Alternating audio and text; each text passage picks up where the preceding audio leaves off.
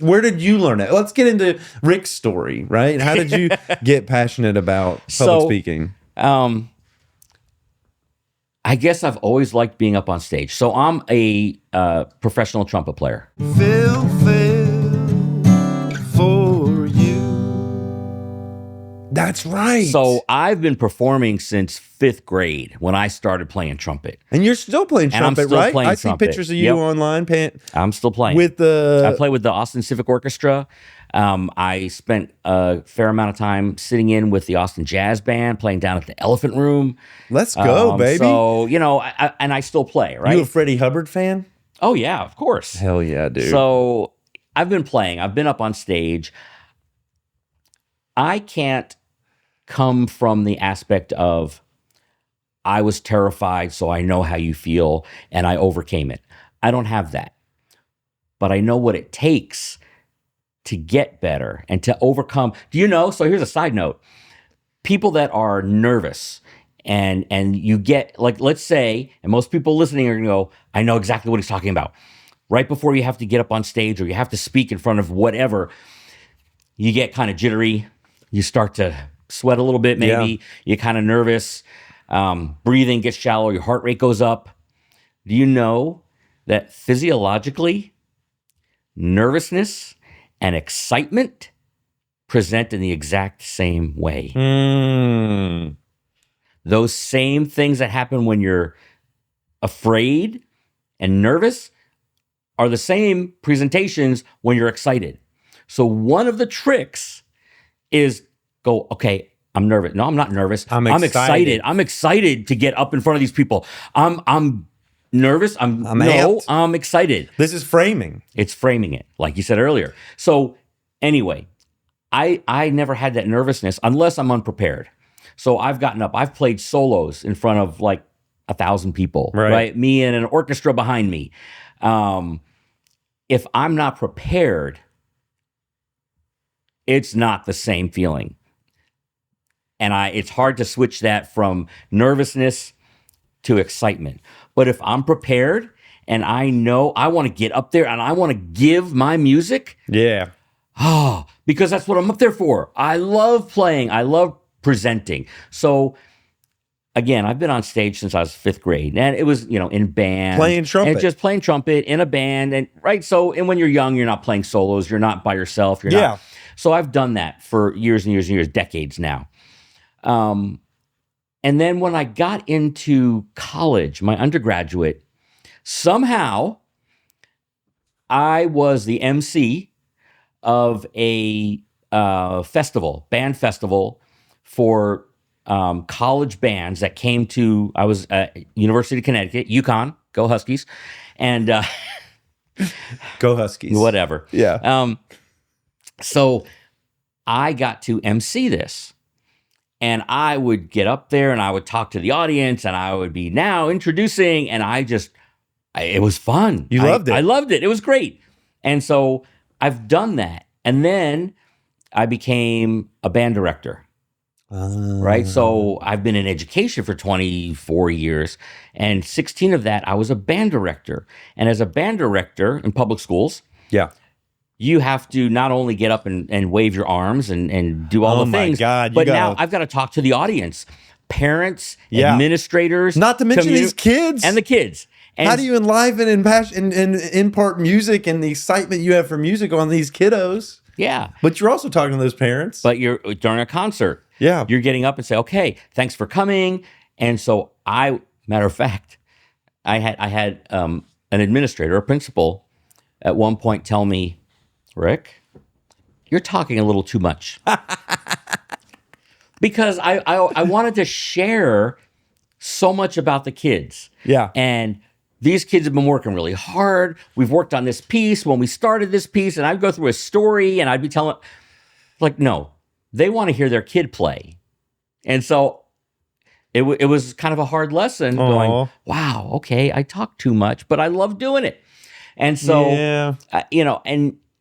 and then I got into training and teaching within education, and I'm working with superintendents and principals and teachers, and I'm doing training, and so I'm up in front of them and up and down the org chart, right? Yeah, You're helping people above you and below you, right? And so, which is different. It's very different, and you have to come in with the mindset again of I have information, I'm here to help, and we can do things. Yeah. And then, I guess it's a little bit of a plug, but I got an opportunity to do a TEDx talk. You did? Yeah. Wow. So it was, and this was about maybe a year and a half ago. I don't even remember when it was. Yeah. And I had an opportunity, and I applied, and I got accepted. What? And I did a TEDx talk here in Austin, and it felt like home. I don't know if that makes sense, but it just was it felt great. You loved it. I loved it. How many people were in the audience? Those things can be big. Yeah, I want to say maybe there were 50. It's pretty good. Which to me is small. It is small. I was thinking like thousands. No. The TEDx talk. So there's TED and there's TEDx. TED is the big overarching umbrella organization. TEDx still has to follow guidelines that are part of TED, but they're independently run. Okay. And so, so by individuals, they have to go through a process and get vetted and everything. Tell these people how to find your TEDx talk. So go to YouTube and look up Rick Kutcher, and you'll find me on there. And what's the title of the TEDx talk? Data is your superpower in education. Data is your superpower in education. Y'all go find it. And it was great. And I told a story of how I was crafting my TEDx talk, because I involved my son, and how I had this great idea about doing the opening of superpowers and data, because I do a lot of work in data in education. Mm-hmm. And we look at data and how that's going to benefit the kids. The ROI is, what do students and what is their outcome? ROI stands for return on investment. All you people that aren't financiers out there, all you not in business folks. So what's your outcome, right? Yeah. What are you working towards? Yeah. Student success.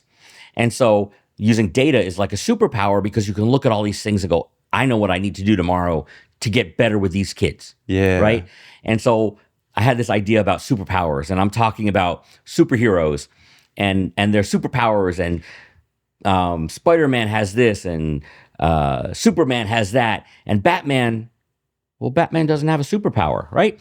And so I needed to practice, and I practiced on my son, Zach, and he's like, Dad, Superman does have a superpower. Batman does have a superpower. I'm technology, innovation. No, it's his intellect. His intellect. Yeah. And his ability to deduce different things, right? Crime solving. I was like, what?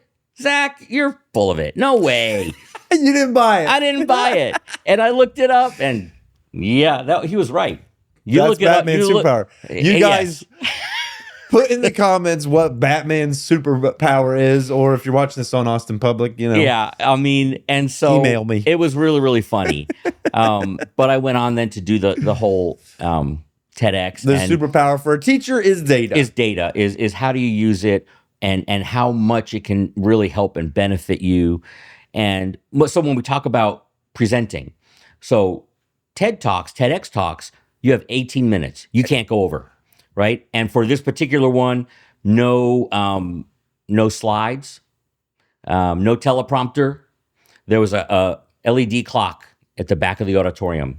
That's all I had. You had to follow the clock? I had to go through my own mind, that outline. Yeah. I had to present it. I had to remember it. I had to talk through it. 18 minutes. 18 minutes. And that was it. And it felt so amazing. I loved doing it. You crushed it? I think y'all go watch it, and you can tell me. Yeah, watch it. But I mean, how did you feel afterwards? Were you like, I hit all my points? I what is it? Elocution? Yep. You Everything. elocuted? I felt great. and I wanted to go back and watch it and see. Yeah. Because when you watch yourself, that's the and hardest thing, guys. Isn't it? Oh my God. To watch yourself is torture. You have to do it. You have to do it. You will grow watching yourself. I know that from editing these things. Yes. But it is hard because all of your shadows will come and sit next to you. Yes. While you're watching this thing. Oh, you're fat, or you're You stupid, say, or you said this thing or that thing. But that's learning. It is. So preparing for it, I recorded myself. I would stand up in front of my phone, I'd click record, and I would do the presentation, and then I'd go back and watch it. Football players, they watch the game. They watch film. They watch the game. They watch other people playing the game. They watch their opponents playing the game, but they watch themselves. How are they behaving so you can change? Well, let's go back to the TEDx talk.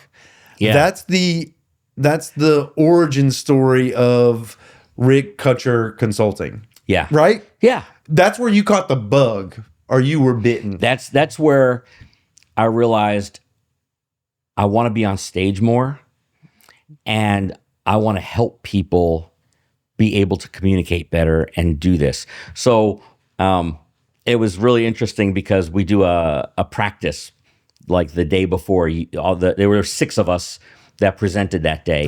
And so the day before, we go to the auditorium, and we get up on stage, and we get to present maybe 5 minutes, not the whole thing. And so each one of us gets to go up and start our speech and present as if we were doing it, so doing a practice.